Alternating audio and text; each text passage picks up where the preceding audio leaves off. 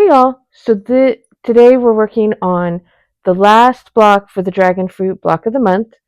This is month 8 and we have 5 blocks to do. These are the fabrics that we're going to use. Now usually when I'm making a quilt I do cut them out individually, each block, and so that's what I have done here. I hadn't been doing this in other ones because it came as a block of the month and the fabric was all separated. But I've had this one for a while. This block of the month's been over for a little while, since May, I think, maybe. Anyway, so I'm going to work on making this. I have my pieces cut out. I have my paper pads, but I already have my pieces separated. And I think we're going to do this apricot block first. So this is the apricot block because I think it's the easiest. Then we're going to do the passion fruit. And then I will show you probably one of these flying geese. And then I will just speed through the rest of them. So let's get started. Okay, so this is the apricot block. And we're going to do 4 of them. So this is the shape. It is square and square. It's very basic. Try not to get it confused with the economy block, which has an extra square in the middle. This one we'll do later.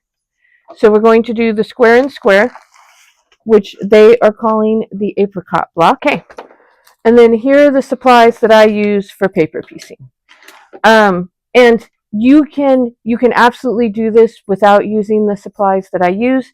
These are extras that are just nice to have. So, seam ripper. I mean, I feel like you can't even sew without a seam ripper. Scissors, just in case. Rotary cutter. I use a glue stick, and then I use these add-a-quarter rulers. But I have absolutely done this without the glue stick and without the add-a-quarter rulers. So, the center of this apricot block,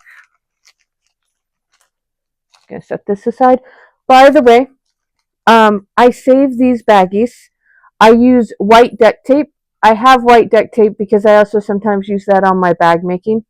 But I use white duct tape. I tape over the label, and I will keep taping over this label and using it over and over. And then I write on it with Sharpie. So the apricot block. So for this, and I think I cut my pieces a little bit bigger, we're going to take this piece and put it on top. Now remember, we sew on the printed side, but our fabric goes on the not printed side. And you can hold this up to the light. You can use a light box, and you're going to center it. Since this is the only piece that we have to use, it's just this in the middle and the triangles.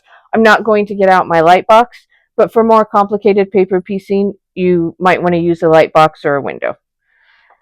And so I just take my handy dandy glue stick here, and I put a little in the middle just to hold it on, and I center it here in the middle. And I double check that it's in the right spot.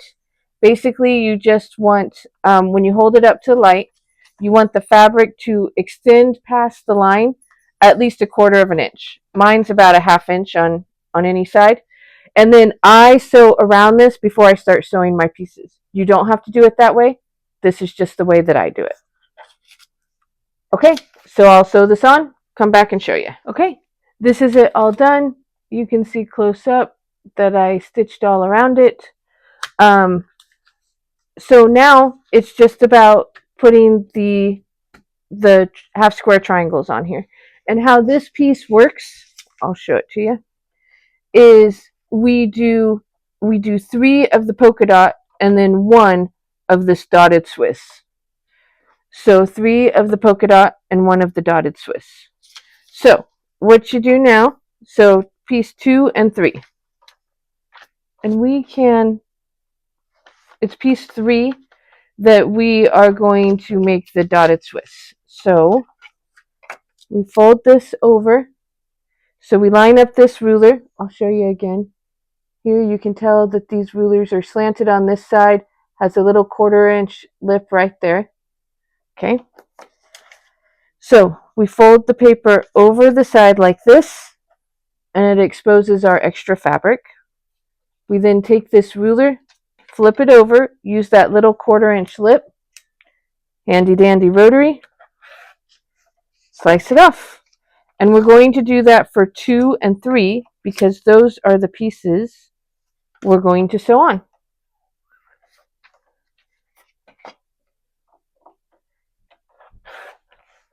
Okay, so there are our pieces. So 2 is going to be this green, and this is a big enough piece. I don't think you have to put any glue in there, but you could if you wanted to.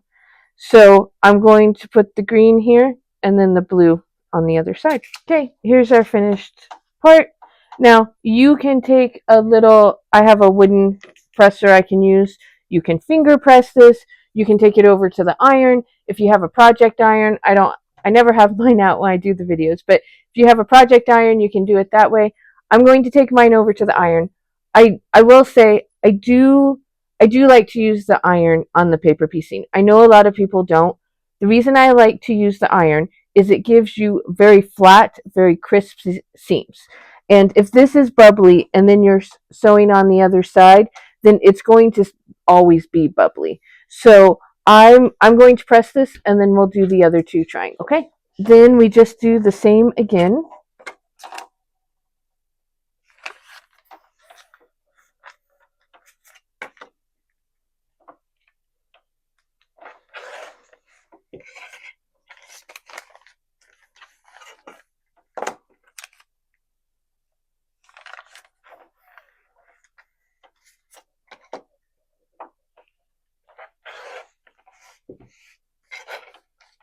Okay, those are trimmed. We're just going to do 2 polka dot, and I'll come back and show you. Okay, this is our block. Again, I pressed it. Now we're going to trim it up. So on here, you have a darker gray and then a white. It will tell you to trim on this line. So you trim on the line between the gray and the white, and then your block is the exact right size. And you can trim these 1 by 1 or all 4 together.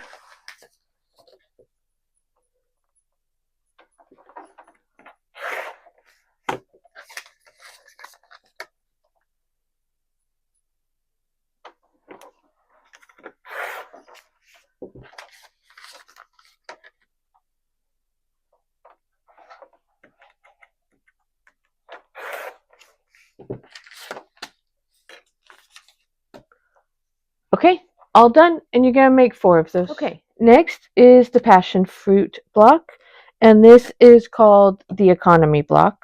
And so this is pretty simple. There's just 1 extra step on it from the square and the square, and I already have my pieces cut out, so we're going to work on this. Okay, so here's this. Remember, we sew on the printed side, we put our fabric on the blank side, and this goes in the middle, this dotted Swiss. I'm going to put a little bit of glue on the middle.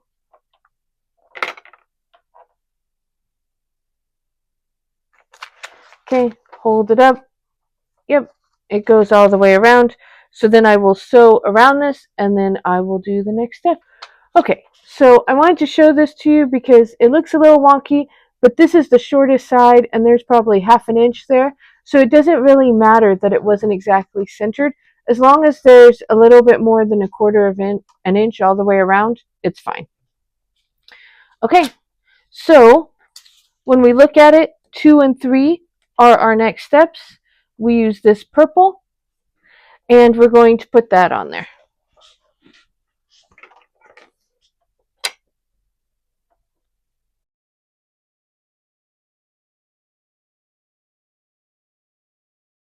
Here's our block. It's all the same on all 4 sides. So we're just going to lay this here.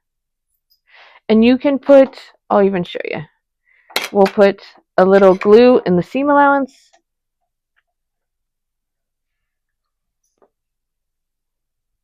So just to hold it in place while we sew it. And we'll do that over here too.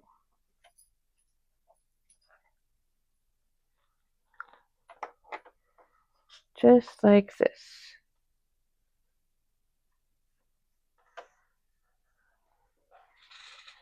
Okay, so we have these two.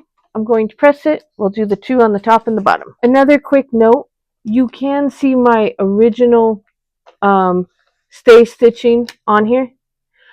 It doesn't bother me. If that bothers you, you have a few options. You can either not do the stay stitching and let your first stitching be to sew on that triangle. You can make sure you're using matching thread, or you could use a longer stitch and then pull out the stay stitching once you have sewn on the triangles.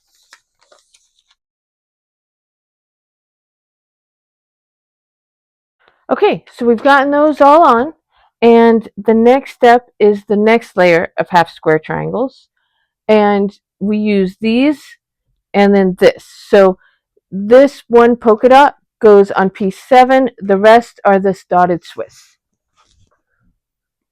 So we do it just as before.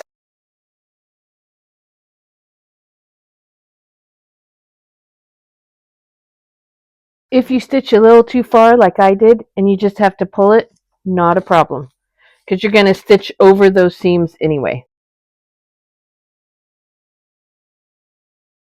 Okay, this block is all done, and then we just make 3 more for a total of 4. Okay, so we've done the apricot block and the passion fruit block. Then the rest of these are just flying geese.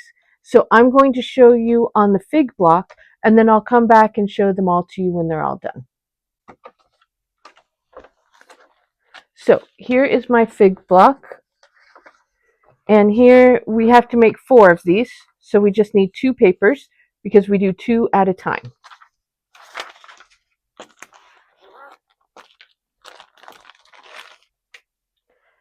So I have a big piece, and I cut for the ease of it, I cut mine a little bit bigger so it would just be an exact size. So mine is going to be much bigger, and that's okay. I don't mind. They give you lots of extra fabric, and I can trim it down. So remember, we sew on the printed side, and we put our fabric on this side.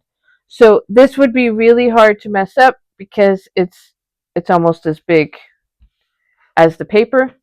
I am just going to put some glue there in the middle, and then I'm going to sew all around like I always do, and then we'll trim it up. Okay, mine is all sewn on, and I wanted to show you it's 2 at a time. Right here, there's not really a sew line. I just sew it there because we're going to trim it up, so it won't matter. Okay, so here are the sides for our geese. We're going to flip this over, and we're going to do piece 2.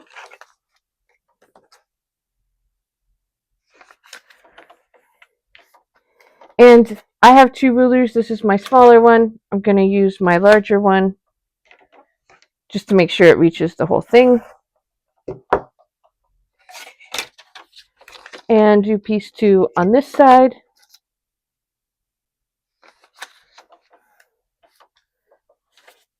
Flip it over.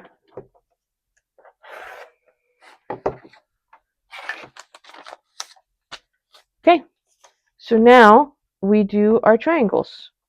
And I think these are big enough that I don't need glue to hold on to them. I'm just going to set them there. Okay, so now we do the other side.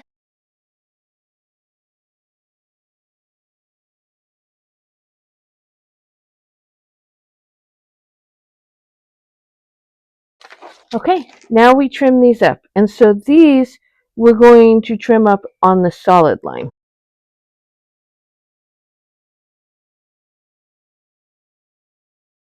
So we've got those all done, and then we just make 2 more of this print, and we make more in the other prints. Here's our finished square. You make a total of 4 of these. It goes like this. I will finish all 4 of them, sew them onto the quilt, and come back and show you the quilt top. Quick view. This is 1/4 of the quilt. We make 4 of these and sew them together, and we get the quilt. You can kind of see the green is the stem, and this is almost a heart shape here that makes up the corner of the dragon fruit. And finally, this is the final quilt top. It has not been quilted, but it's all pieced together. Thanks so much for watching. Don't forget to like and subscribe. Bye now.